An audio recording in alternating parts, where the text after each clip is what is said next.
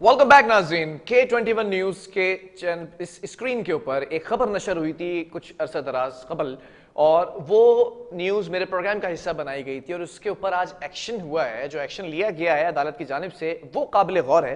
Korangi crossing grey river apartment के सामने कब्जे के खिलाफ हमने स्टोरी की थी और फिर उसके बाद तवातुर से मुसलसल प्रोग्राम्स किए थे। उसका फैसला ये आया है कि अदालत ने एक बड़ा फैसला सुनाया है कि तमाम जो कब्जा है वो इंक्रोचमेंट के जुमरे में आता है और इंक्रोचमेंट का खात्मा किया जाए। इंक्रोचमेंट ड्राइव हम देखते हैं कि साबिक chief justice of supreme court of Pakistan Saqib Nisar साहब के दौर से आगाज किया गया, एंटी इंक्रोचमेंट को एक्टिव किया गया और फिर तजावुजात का खात्मा करने के लिए आज तक यहां पर हम देखते हैं कि कार्रवाइयां की जा रही हैं। इसी जुमरे में इंक्रोचमेंट को हटाने का हुक्म दिया गया जमीन से तमाम तर जो इंक्रोचमेंट है। इस पर क्या मामला है, क्या अदालती फैसला, इस पर बात कर लेते हैं। चीफ रिपोर्टर असद जदी हमारे साथ कॉल पे मौजूद है। असद, जानना चाहूंगा कि जब हमने ये स्टोरी की थी उसके बाद हम देखते हैं कि अदालत का बड़ा फैसला है, इंक्रोचमेंट के जुमरे में उसको कब्जा करार दिया गया है, साफ करने का भी हुक्म दिया गया, इंक्रोचमेंट को हटाने का क्या मामला है? बिस्मिल्लाहिर्रहमानिर्रहीम। बिलाल, देखिए, हमने हमेशा आवाज उठाई हर गलत काम के खिलाफ और फिर हमने देखा कि फिर जल्द या बाद देर उसका नतीजा निकला और अब भी एक बहुत बड़ा फैसला आया। कोरंगी में हमने बारहा बार कहा कि डिस्ट्रिक्ट कोरंगी भी एक बार फिर से उस सिस्टम की नजर हो गया है जो कराची के अंदर हर डिस्ट्रिक्ट के अंदर कब्जे करती जमीनों पे दिखाई देता है। ये वो सिस्टम है जो इंतहाई ताकतवर है। और फिर हमने देखा कि कोरंगी के अंदर एक जगह जो कि 9000 गज बनती थी और उसके 5 अलॉटीज केडीए की तरफ से थे, जिसमें 25 साल से उनका कब्जा था इस जगह पर और उनके बाकायदा तौर पे लीज लैंड थी केडीए की तरफ से।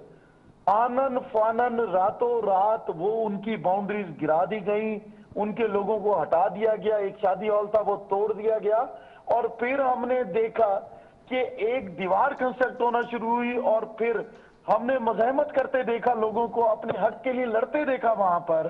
और उसमें फिर शरीक हुए पीटीआई के एमएनए और एमपीओ हल्के के, और उन्होंने भी कोशिश की कि उस दीवार की कंस्ट्रक्शन को रोका जाए जो कि अलॉटीज को हटाकर और की जा रही थी।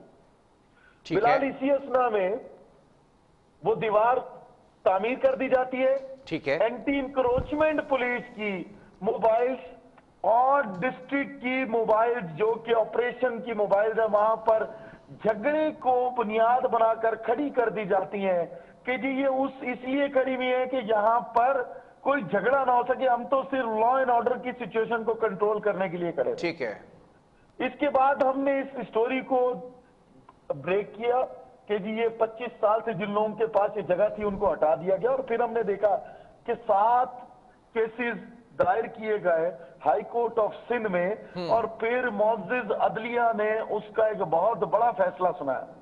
लेकिन इस फैसले में जो सबसे दिलचस्प बात थी बिलाल जी, वो काबिल गौर थी कि जब उस शख्स को जिसके नाम पर रेवेन्यू का खाता बना, आपको मैं बताता चलूं कि यहां पर इस वक्त भी मुख्तियारकार वही है जो कि वेस्ट में थे, इब्राहिम जुनेजो। और वहां पर जब 300 एकड़ के कागजात के जलने की बात आई तो फिर इब्राहिम जुनेजो को कसूरवार ठहराया गया कि गफलत उनकी थी।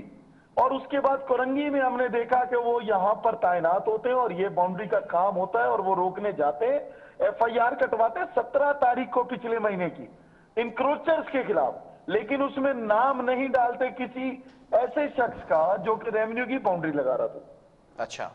फिर हमने देखा कि वो साहब जिनका दावा था सरवर खान कि ये जगह उनकी है, उनके जो वकील थे वो पेश हुए कोर्ट में और उन्होंने कहा कि जी मैं अपना वकालतनामा विथड्रॉ करना चाहता हूं।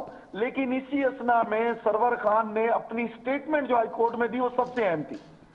मजबूत तरीन सिस्टम ने जिस शख्स के नाम से वो खाता रखा या रेवेन्यू का शो किया वो थे सरवर खान। उन्होंने कहा कि जी मैंने ना कभी ये जमीन मेरी थी, ना इसका टाइटल मेरा था, ना इस जमीन से कभी कोई मेरा लेना देना था। और उसके बाद एक ऐसे शख्स को जिक्र आता है कि जिनके नाम पे पावर की गई थी जमीन की कि जी उनके पास इसके सारे राइट्स हैं। और उसके बाद जब उन्होंने ये डिनाइल किया कि इस जमीन से सरवर खान ने कहा कि मेरा कोई लेना देना नहीं, तो उसके बाद उन्होंने कहा कि जब मेरा लेना देना नहीं तो मैं पावर किसी को कैसे दे सकता हूं। ठीक है। और ये जो भी लोग इस जगह पर बैठे, देखिए सबसे अहम बात, सिस्टम ने जिस शख्स का चुनाव किया वो गलत शख्स का चुनाव कर लिया। जो भी लोग इस जगह पर बैठे हैं पावरी, उनसे मेरा कोई लेना देना नहीं। एक सवाल यहां पर पैदा होता है सर, सरवर खान ने अगर ये बयान कलम बंद कराया है कब्र अदालत में कि मेरा इस जमीन से कोई ना कोई लेना है ना कोई देना है, मैं पावर ऑफ अटर्नी कैसे मुंतकिल कर सकता हूं किसी को, तो क्या अभी तक कोई ऐसे अहकाम जारी हुए हैं कि उस वक्त जब ये जमीन मुंतकिल की जा रही थी तो कौन शख्स जिम्मेदार था, कौन उस वक्त डिपार्टमेंट में बैठा हुआ था, उसका तयन हो सका है? देखिए बिलाल, अभी तो सिर्फ कोर्ट का जो फैसला आया मोअज़्ज़िज़ अदलिया का, हाई कोर्ट का जो फैसला आया वो सिर्फ इस हद तक था कि जब सरवर खान का जो रिकॉर्डेड बयान आ गया और उन्होंने खुद हाई कोर्ट में खड़े होकर एक स्टेटमेंट दे दी कि मेरा इस जगह से कोई लेना देना नहीं और ना ही मैंने किसी को पावर दी है, और जिन साहब को वो पावर दी गई है वो पावर भी मेरे नॉलेज में नहीं है।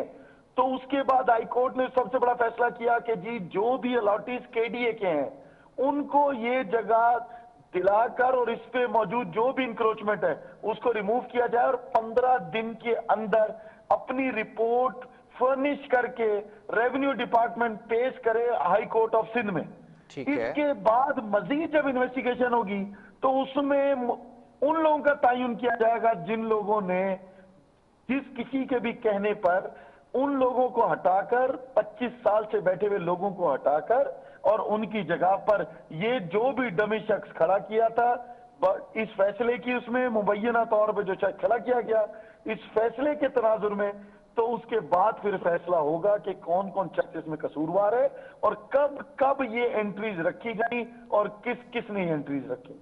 ठीक है, बहुत शुक्रिया चीफ रिपोर्टर असद सदी हमारे साथ मौजूद थे। अब देखना यह है कि जो कमरे अदालत के अंदर फैसला सुनाया गया है मोअज़्ज़िज़ जस्टिस साहिबान की जानिब से, वो कहा गया है कि इंक्रोचमेंट का खात्मा किया जाए, उसका सफाया किया जाए। इस ज़मीन पर जो कब्जा किया गया था और जिस शख्स को मालिक बताया गया था कि इस शख्स की मिल्कियत है और इस शख्स ने पावर ऑफ अटर्नी मुंतकिल की है, तो उस शख्स का बयान भी कमरे अदालत में रिकॉर्ड किया गया। उसने लाताल्लुकी का ऐलान किया है। जब लाताल्लुकी का ऐलान कर दिया है तो यहाँ पर बहुत सारे सवाल पैदा होते हैं कि उस वक्त इस ज़मीन को मुंतकिल करने में किस डिपार्टमेंट का हाथ था, उस डिपार्टमेंट में कौन से लोग सीट्स पर विराजमान थे, उनके खिलाफ क्या कार्रवाई होगी, ये देखना है। बहरहाल वक्फा लेंगे, यहाँ पर एक और स्टोरी उसको भी शामिल करेंगे।